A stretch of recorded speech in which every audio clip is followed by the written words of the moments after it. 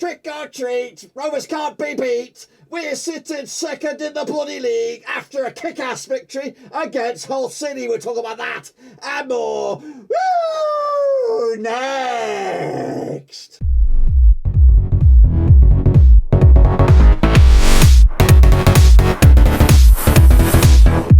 That's right, folks. Back once again with another. That's right, folks. Back once again with another match review. Looking back at Blackburn Rovers' latest match. That's right, up against Hull City, out in the Championship. We'll get to that in just a second. If you know where you've been, smash your subscribe and bow to all things Rovers related, Championship related, World Cup related. How we talk about that? Of course, later this bloody month. Of course, but today it was all about Rovers. It was all about Sammie Szmodics, and of course, all about those 3 points. We'll take a look at all of it in a second. Of course, people shout out my VIPs. They are the patrons. You know who you are, and of course. Oh, I'm running out of breath. We'll get into it. Big shout out to the VIPs. They are the patrons, you know who you are. But anyway, let's get cracking. Of course, we'll have a look at what we're talking about. So Rovers 1-0 winners in the end over Hull City, of course, with big back Sammie Szmodics with the only goal on the 15th minute. Of course, great tight angle, well-worked goal. And of course, another... I can't do it. I can't bloody do it. Oh, that's hot. I was going to do the whole thing, but of course, Sammie Szmodics, 15 minutes on the clock, gives Rovers the lead. A very, very tight angle, nicely worked goal. Another one for the scrapbook for him, another one for the scrapbook for Rovers. Great ball, though, through by Adam Wharton. Puts it on a plate for Sammie Szmodics, of course. Later in the match, actually, Sammie Szmodics had a similar opportunity to double the lead from another tight angle, but unfortunately, he wasn't to be that lucky today. But all importantly, that was the one and only goal in a game which despite the stats and, of course, the favourable stats of Rovers, I think we're a little bit lucky.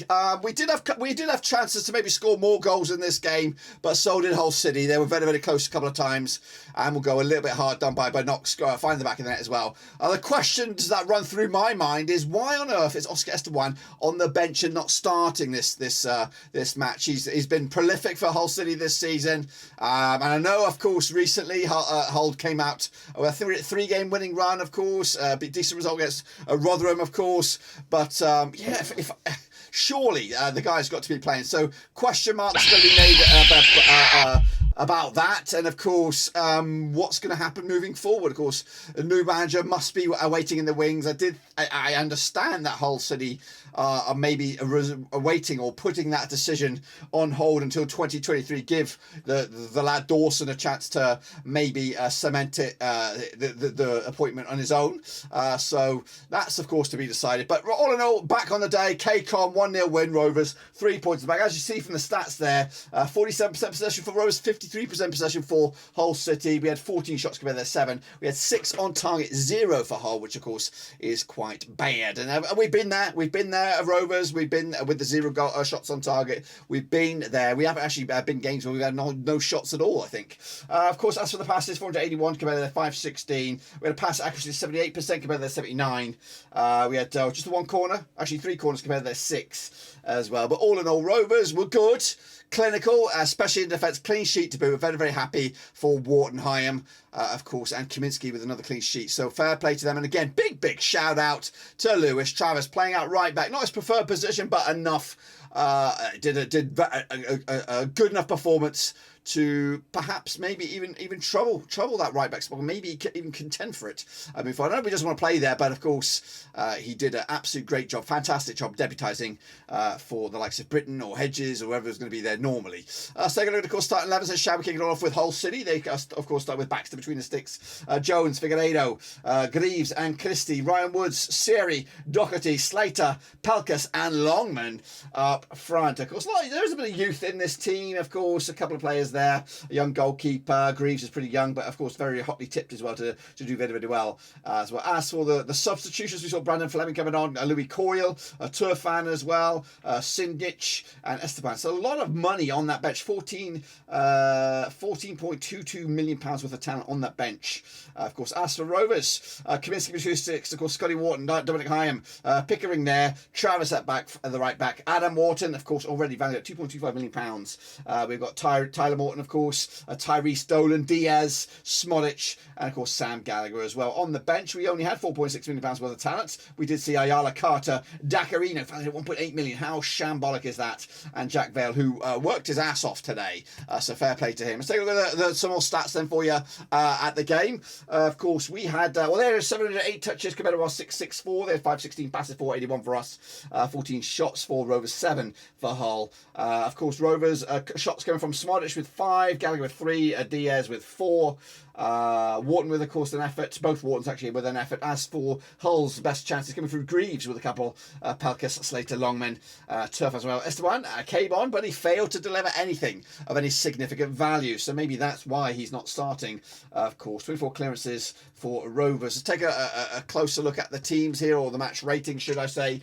Of course, man of the match for the Hull's point of view goes for Christie, 7.1. Actually, Baxter was 7.8. Astor was 6.9 for the keeper. 7.3 for Adam Wharton, 7.6 for Szmodics. He looks like he got the man of the match. Maybe Travis as well, Tyler Morton, all competing for top billing there. Of course, down the foot of the graphic, you can see some when the drama took place. A lot of a yellow card in the first half and the second half for Hull. I think there's one also for Rovers. Scotty Wharton picking it up. Of course, which I don't know. Does that have any effect for the Coventry City game? We'll see about that. Let's take a look at the heat maps then, shall we? Hull City represented by the top graphic, Rovers represented by the bottom.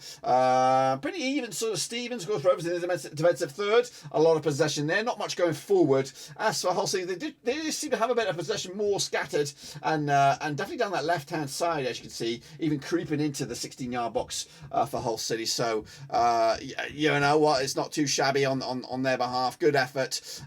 But just fortunately they couldn't find the back of the net. Of course, what about JDT? What's his take on the game? Here's his thoughts and opinions about the result. And of course, what's around the corner with Coventry City. Jon, congratulations. How does that feel to win 4 in a row now? Yeah, first of all, to go away in the championship, to win a game, we all know how difficult it is because it's a great league. I think it was well deserved. A big credit to the players. I think we solved the tactical things very well in the first half defensively, and we had control regarding the game. Scored a great goal. We should probably have scored more. That was the only thing I was very disappointed on in halftime. This game should have been killed before the halftime. And of course, second half, when you're only leading with 1-0, it can always become dangerous. But I think the boys defending extremely well. They didn't have one shot on target. They also adapted well to a change of formation again in that way.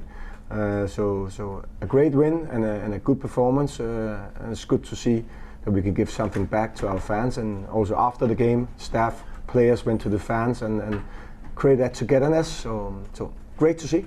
It's a real team performance second half, wasn't it? As you say, Hull City didn't manage to get a shot on Thomas's goal today. No, and then you still think, oh, Thomas played a great game, but he didn't have that much to do. So, but big credit to the boys, and also for the player who came in from the bench, who were working hard. It's always about the team, it's always about Rovers. Everybody needs to work hard for the club, and they do that. Are you sensing a lot of confidence in the camp right now when you're winning games? No, of course, winning games is always better to lose games. We know that we don't know the draw yet, so we only won and lost game. But it's a young squad and they're enjoying themselves. But of course, we still know we will get a lot of bumps on this journey. Some good goal, wasn't it? I mean, great finish from Sammie Szmodics. He could have scored earlier with arguably an easier opportunity. It's a great finish, isn't it? No, it was a brilliant finish, and it was a brilliant ball for young Adam. But you're right. We should have been leading. We should have scored more goals in the first half. That was the only thing I could complain about, because the way they did the tactical defensively was brilliant, and they stuck to the plan. We know exactly how they can get dangerous in that way, and we controlled the game, I think. And when you have Daniel Ayala on the bench and you consider another defender, he's the perfect candidate to go on and head the ball, isn't he? Yeah, he's a big leader, of course, and it's good to see Daniel back after being away a bit. And also Hayden, he came in, did well. You had Jack and Dak who came in, so it was a good, as you said, a good team performance. Also players from the bench who wants to help the team, who's working hard for the team.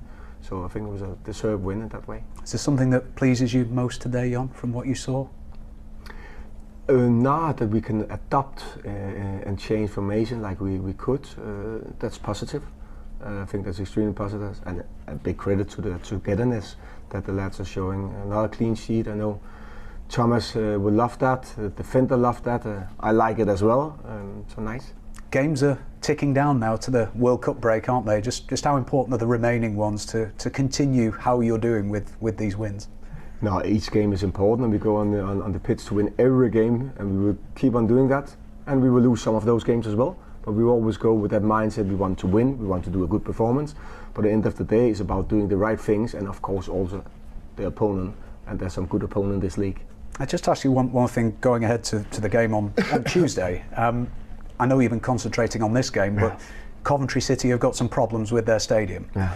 How concerned are you that at this moment in time you have no idea where that game will be played on Tuesday night? For your preparations, and you're meticulous in every bit of your preparation, to not know the pitch, its dimensions, what it's going to be, where it's going to be.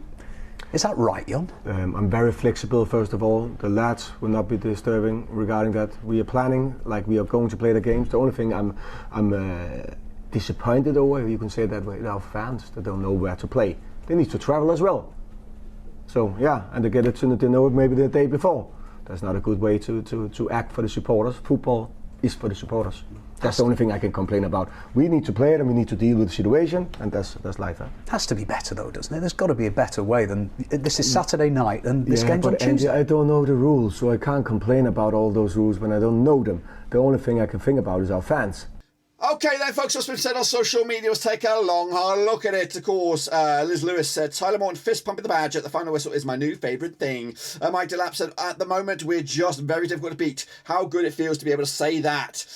Meanwhile, Ben Bartle says, most organised team I've seen at the MKM this season. Well played, Rovers. That's from a Hull City fan. Of course, Jamie said, great win, guys. Shame about Burnley. Great getting a late one. John Laburo said, get in. That's for Boxing Day. Indeed. Meanwhile, Sonny Wad, or Sonny Wah, very good performance, and please spend all the budget on getting Morton on a perm. Guy is quality. Lee Ryan, not that one, but this one, he said, unreal performance. We played football and did the dirty work when needed. Clean sheet. And away performance like that, absolutely amazing. Meanwhile, Carl Wicks, so what I saw for the last 35 minutes, but it was effective. Great to see the boys string some wins together. Would like to see McInday get a chance the next game. Believe he has wasted talent on the bench. Suzuki said, big win that. We owe them that from last season. A thoroughly deserved win. Should have been more. I can't handle these single goal wins. Let's keep on pushing. Poet Laurie said, we're racking up more cleans than Monastery. Another superb win for JDT, juggernaut of joy. Robson Green, not that one, but this one, he says, a great win, boys. I've not been his biggest fan, but thought about putting some shifting when he came on. Meanwhile, Elliot Kinsella, solid. Hull never looked like scoring up the bloody Blues. Talk of Ewood with a great stat. 4 wins in a row, 5 wins out of 6, 2 wins away in a row, 5 wins in a row at home, 2 clean sheets out of 3. Of course, Aaron Holt says shambles. This is, of course, some stuff that was posted on the Hull thread there. Sonny said Tyler Morton has been unreal. Josh said Adam Morton is a superstar. Must be one of the best young talents in the bloody world. Finley, Dominic Hyman is incredible. Sam Smodge is incredible. Tyler Morton is incredible. John Dodd Thompson incredible. Greg Broughton incredible. Some summer we've had. Nathan, if them Burnley and Blackburn games, whenever they are, wasn't already going to be tasty, they're looking even more so with the way the table is. Matt Curry says false position FC still going strong. Let's take a little look then, shall we? Of course, what's going on else in the Championship? Of course, Birmingham, big 2-0 win over QPR, which of course dented their top 2 spot hopes there. Bristol City 1, Swansea 1. Also, early today, West Brom did lose to Sheffield United. Luton with a 1-1 draw against Sunderland. Cardiff 1-0 up again, a 1-0 winners over Rotherham. Wigan with a 1-0 loss to Watford. Reading did lose to Burnley. Of course, there was some hope there. Preston 2-1 win over new manager Michael Carrick. No new manager bounce there. Huddersfield 1-0 winners over Millwall. Norwich with a 3-1 win over Stoke City in the Alex Neil derby. And Blackpool with a big 2-1 win over Coventry. Wherever they're playing their football, who knows, of course. Let's take a long, hard look at the table. Of course, we are in second spot. I was going to say we are 3 points clear of third, but it looks like we're only 2 points clear over third.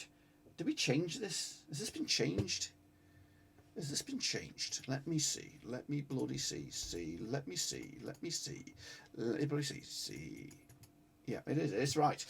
Staying over the table then, of course, Rovers are just 2 points clear of Norwich, just 2 points clear of Burnley at the table, of course. But we are, most importantly, 5 points, actually more than that. What are we looking at for? 7 points clear of Watford in 7th spot at the moment. Hold down to 18th. West Brom, Coventry, and Huddersfield going down. Middlesbrough, Wigan, Stoke, they're in relegation scrap. That is true, of course. What's going to go on this next midweek? Then shall we, of course, Coventry go. They take on Rovers. Wherever that game will be, of course, the kickoffs, 3:45 my time. Of course, clocks go back in England. Luton Town, of course, taking on Reading. Hull City against Middlesbrough. A big opportunity for Hull there.